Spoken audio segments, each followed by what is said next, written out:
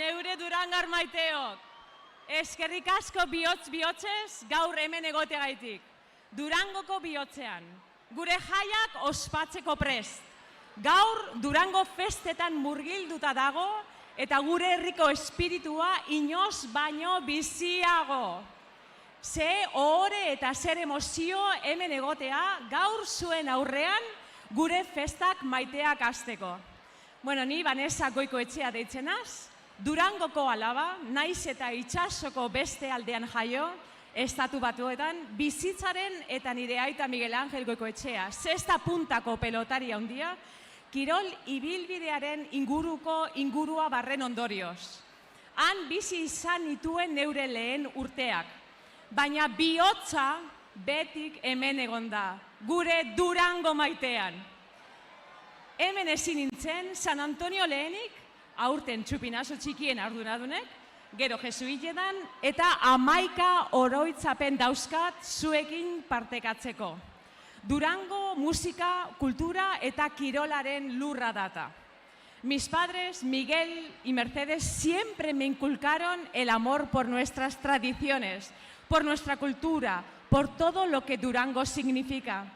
Y es algo que, aunque me haya llevado la vida a recorrer escenarios internacionales, nunca he olvidado.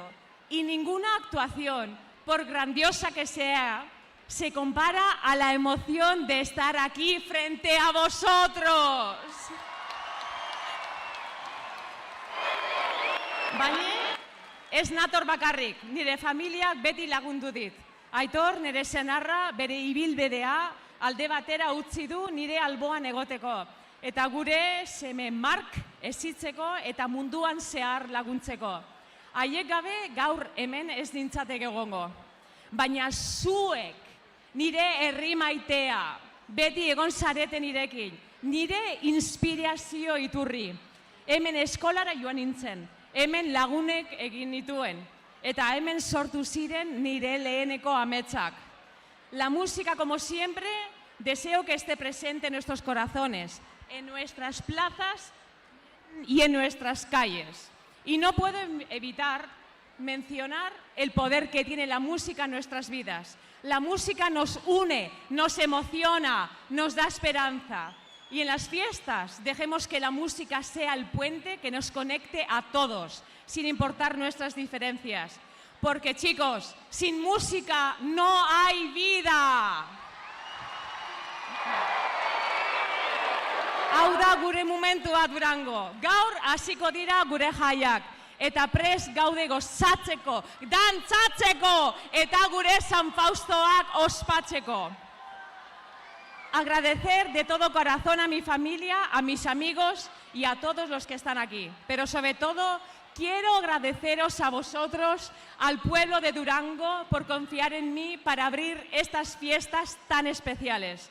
Sentirse querida por tu gente es el mayor regalo que uno puede sentir. Bueno, azkenik, ezin amaitu hitzaldia gure herriko esaldi ospatsu batzuk aipatu gabe. Gora San Fausto! Gora! Gora Durangarrok! Gora! Gora Durango! Y bueno, para terminar, quiero que vosotros todos seáis partícipes del comienzo de las fiestas. Os voy a pedir una cosa, que me hagáis. Bat, bi, hiru. Vendrá una sorpresa y las fiestas comenzarán. Con lo que os mando, ¿vale? ¡Va!